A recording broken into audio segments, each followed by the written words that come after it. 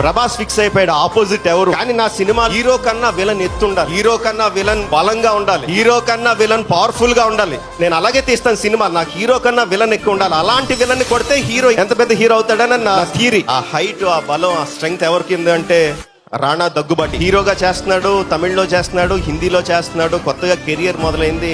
అలాంటి అతన్ని పిలిచి విలన్ గా అడగాలంటే, కానీ నాకున్న ఆప్షన్ తను ఒక్కడే. పిలిచాను, కథ చెప్పాను, చాలా ఎక్సైట్మెంట్ ఫీల్ అయ్యాడు. కానీ చేస్తున్నాను చేయలేదని ఏం చెప్పకుండా వెళ్ళిపోయాడు. ఇదేంటి ఇలా చేసాడు, ఇప్పుడు ఏం చేయాలి, ఎవరిని ఎతకాలి, ఎవరిని పెట్టుకోవాలని అంటుండగా మళ్ళీ వచ్చి కలిసి, సార్ ఇప్పుడే నేను కెరియర్ మొదలు పెట్టాను, హీరోగా చేస్తున్నాను, ఈ టైంలో విలన్ గా చేస్తే నా కెరియర్ ఏమవుద్ది, మీరు సలహా చెప్పండి అన్నాడు. Rana, this is a decision you have to take. పల్లాల్ దేవుడు క్యారెక్టర్ ఏంటో నీకు చెప్పాను, నీకేం చెప్పానో అది చెప్పాను. కానీ గుండెలో భయంగా ఉంది, యాక్సెప్ట్ చేయడం. అలా అయితే వద్దు సార్ అంటాడేమో అని చెప్పి పల్లాల్ దేవుడు క్యారెక్టర్ కింద నేను చేస్తున్నానని చెప్పాడండి.